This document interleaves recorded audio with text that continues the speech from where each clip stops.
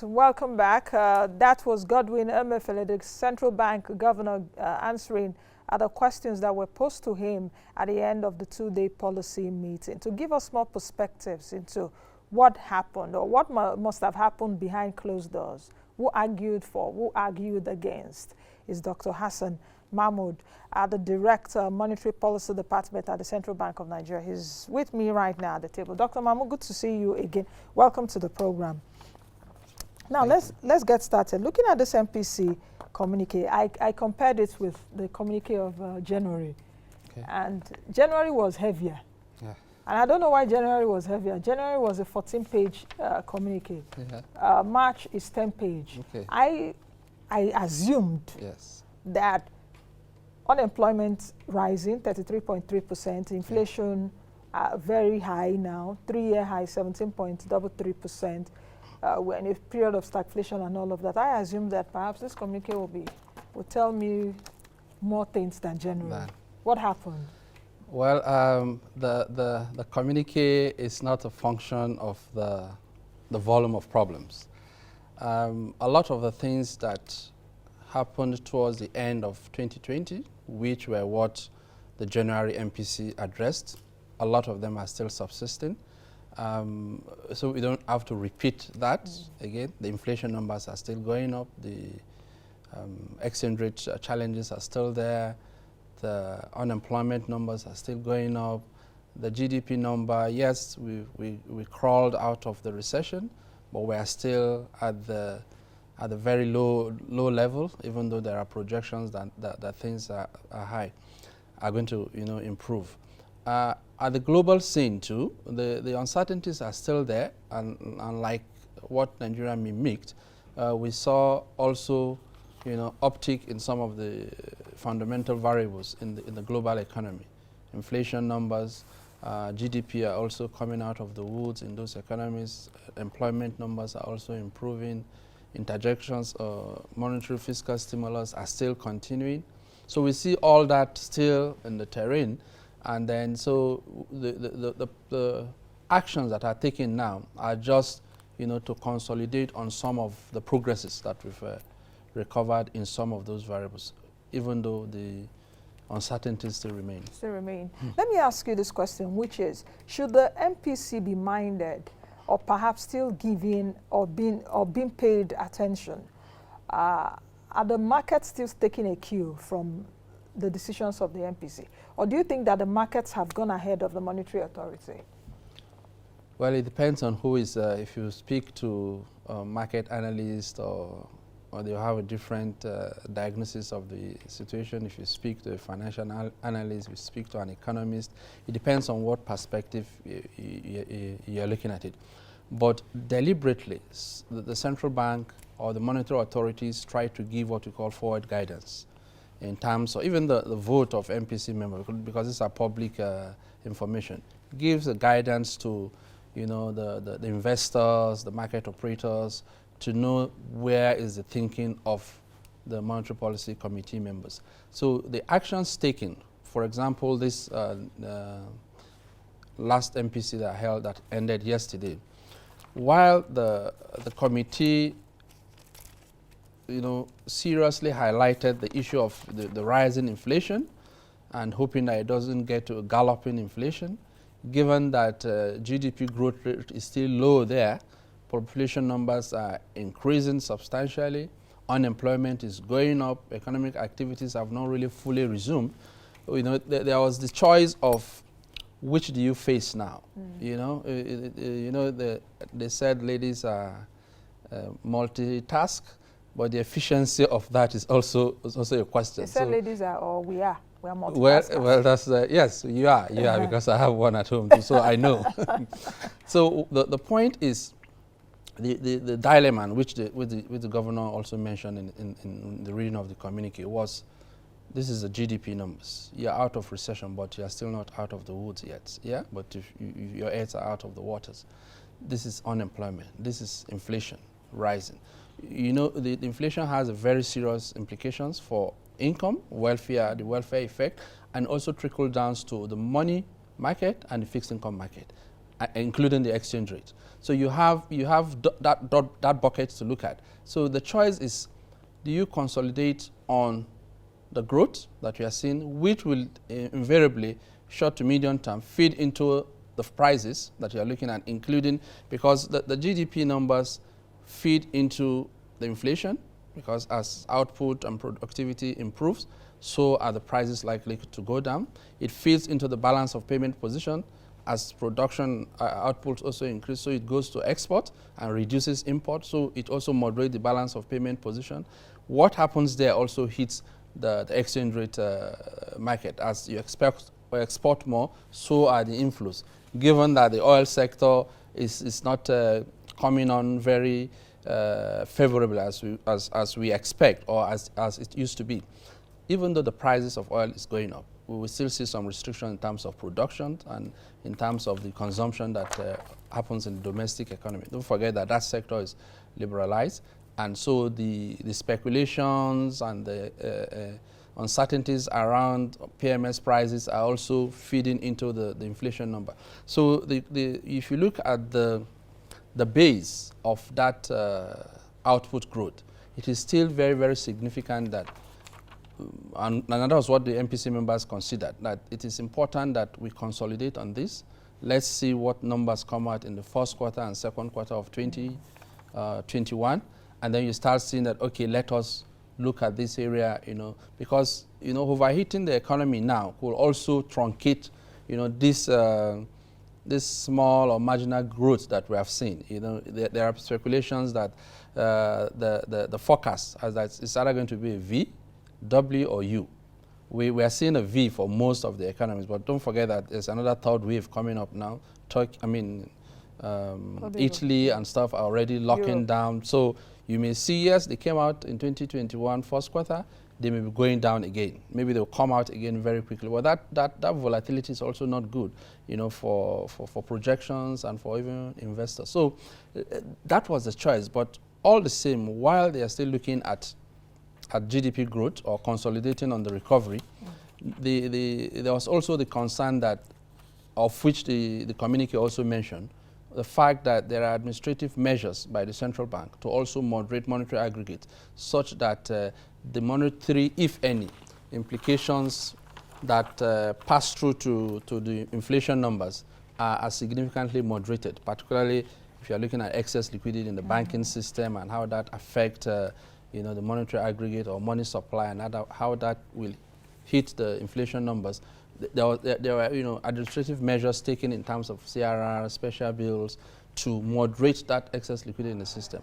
And you see that also already appearing in terms of the numbers you see in the money market, including the fixed income market. Even though, yes, in the last 2 weeks we saw the numbers being flat, but there was an uptick from January to date compared to what we used to have in the fourth quarter of 2020. While the capital market was booming, the money market was flat. Now you see a pickup in the money market, while the capital market is going bearish. Yes, so you see that yes, in the treasury bills market. Yes. So in essence, from your arguments, the monetary policy is still effective? Extremely effective, but very, very effective, and it's also giving the signals. The monetary policy rate actually is not supposed to be, it's supposed to be a signaling tool, for the economy to take you, not necessarily the banks alone, because the monetary policy is the rate at which the central bank lends to the commercial bank, but for other investors too that are looking at our reserve, that are looking at our exchange rate, that are looking at returns or yields in the fixed income market or capital market. So it gives that signal, because if you see that it's not necessarily the proportion at which MPC moves that other rates in the money market moves.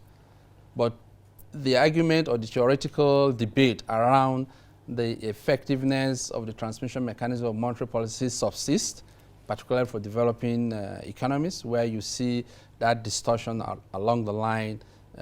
People say that interest rates are sticky downwards. They adjust, but when central bank reduces monetary policy rate, the banks do not take a cue from that, because other factors are also playing in. But in the essence of it is to allow that efficiency in the market mechanism, so that those signals will yield the results we want in terms of the behavior of the operators in the banking system. What was the MPC more worried about? Was it unemployment rate rising, or was it about the skyrocketing inflation?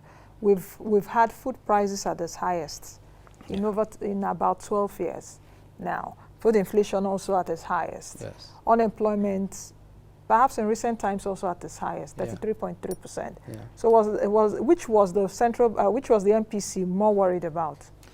Well, I will start with the fact that the MPC was worried about all. However, the policy tools available to monetary policy cannot simultaneously address the three. So there's a need for prioritizing.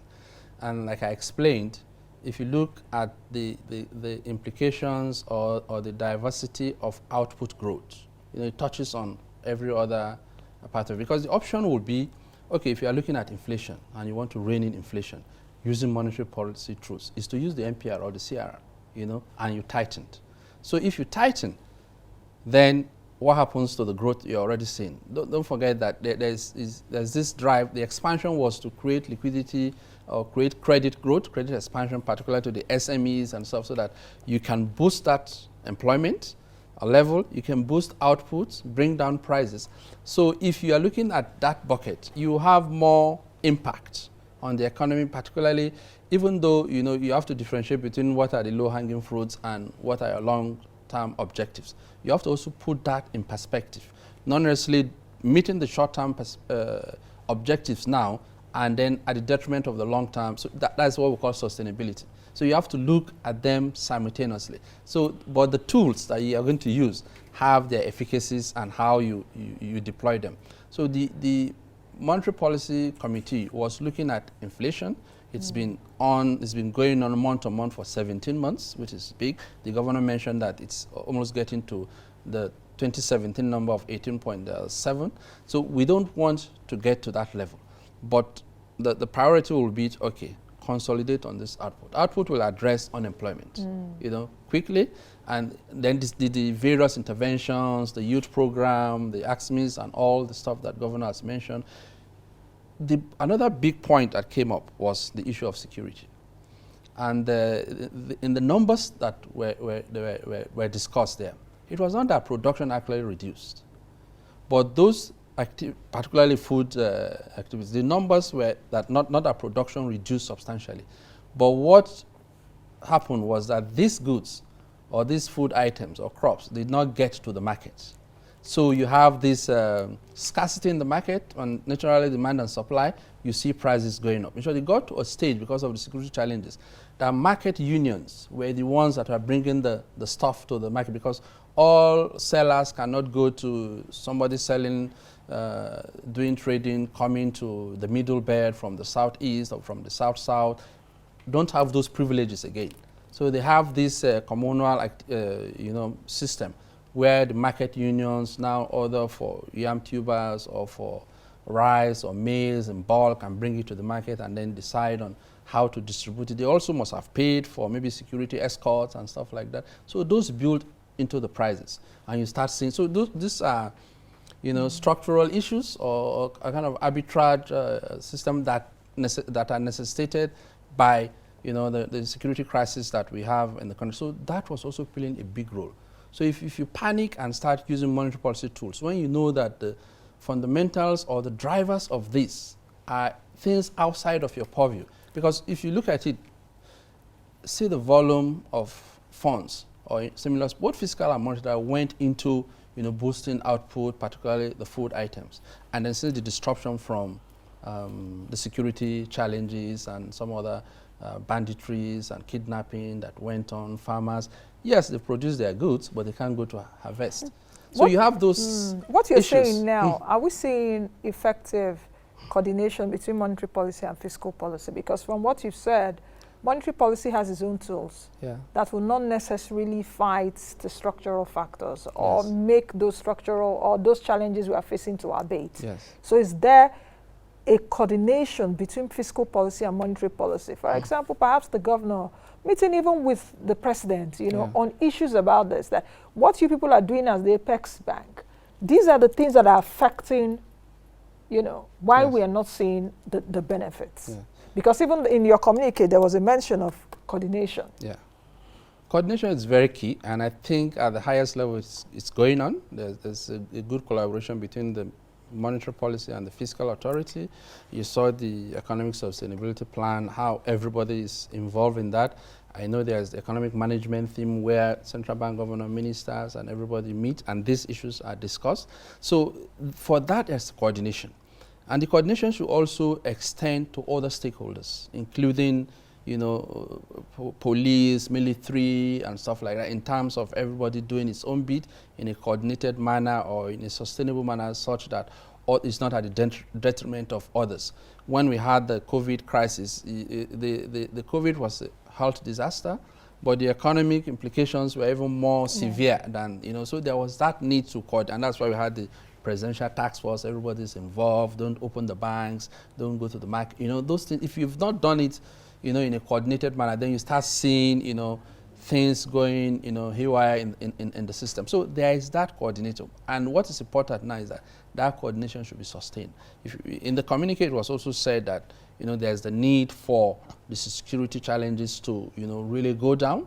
That is the responsibility of another bucket of the government, which are also part of this. When they were doing most of these multilateral meetings, you see every CEOs and head of government parastatal all involved. So the coordination is going on, but still there are challenges that comes up, and you need to proactively or in a flexible manner address them. When we're doing all these projections, nobody knew that the security challenges would deteriorate to this level that we are seeing. But we must give credit to those that have put their lives in the forefront to address this, including those that are enduring also the pains and the crises that are coming out of this.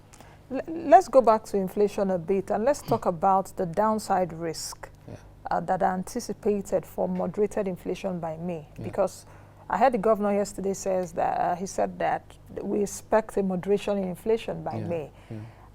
Is the MPC or is the central bank also considering some of the downside risks, such as insecurity, which you've spoken about? Because if it says that by May we should be seeing a gradual moderation of inflation, have you also considered, for example, like flooding, that may also affect insecurity, that will also give us an uptick to what we are seeing right now in food prices? So are there some downside risks being considered? There are, and in one of the reports you read now, when you were talking of the interventions by the central bank to address this, there are, counter-cyclical measures that are put in place in terms of, reducing the seasonal effect in terms of the farm produce, climate issues. There are irrigations, there are dry season farming, there are high yield products, cash crops or food crops that are being put in place, such that it is not the number of hectares that you occupy that really matters. It's what increasing your output in this, using the same volume of capital. That's productivity. Increasing that productivity substantially. Also, it is important that you look at the logistics. How do these things get to the market? So the security is key in that area, and also the ability for you to make these things in buckets, so that they are linked. If there's enough production in the southeast that can feed the southeast, we can circumvent this crisis of moving what is in the south to south, even though we have population advantage, and that should be explored significantly within the challenges that we have now. So we are looking at the downside risk in terms of how will this crisis in terms of security not still truncate this. But we don't expect this to perpetually go on. We know that there are measures and there are a lot of strategies put in place to address this. We hope that this will continue and this will yield the optimal outcome for the entire economy. So if that everything in the world is based on assumptions and is based on certain prerequisites or underlying conditions, if they change, you also change your strategy. So we should be very dynamic to be able to move within those buckets. But fundamentally, security is a big concern. And if we don't address that, then even the investors that will bring the additional capital will also have some concern. Since we're talking about dynamism now, do you think that we've seen that sufficient dynamism around our FX exchange rates, that is our foreign exchange rates, around the Naira? Because the governor did mention yesterday that we are still exercising the managed floats regime, because there were I think a lot of write-ups in the past few days around the Naira being devalued and all of that, attributed to the Minister of Finance, and MFLA debunked some of that. Why do you think that this still persists? And I've spoken to World Bank officials. In fact, I think in February or early January, the World Bank officials, the country director, in fact, told me here on the program that they were not really happy about our exchange rates. That should be left. So why are we not seeing that dynamism as you talked about around our FX rates? Yes, the central bank is not happy about the trend in the exchange rate, but let's look at it holistically. It is demand and supply. I always use that term. The supply of FX is not within the control of central bank, but it is the central bank's mandate to ensure the stability of the domestic currency, not for its value domestically, because that will be determined by inflation and other factors, but in terms of your competitiveness with the rest of the world, which is important because no country lives in isolation now. So if you are looking at the distortions or the disequilibrium in the exchange rate market, you look at the supply side first. How is it coming in? How sufficient? There was a time we had external reserve of over 60 billion in Nigeria here. Yeah, so if you have that volume, your role as ensuring that the currency, domestic country, the legal tender currency retain its value in terms of its competitiveness will be very easy, because you can easily intervene and you can move out 20 billion into the market and have 40 that you still have in your reserve. And liquidity is the key factor here. If you don't have those funds and you cannot print it, then you need to either boost the supply side. Oil prices are going down. Nobody has, not even Nigeria has control over that. With the crisis, COVID or financial crisis, it's been going up in the last few weeks, which has helped.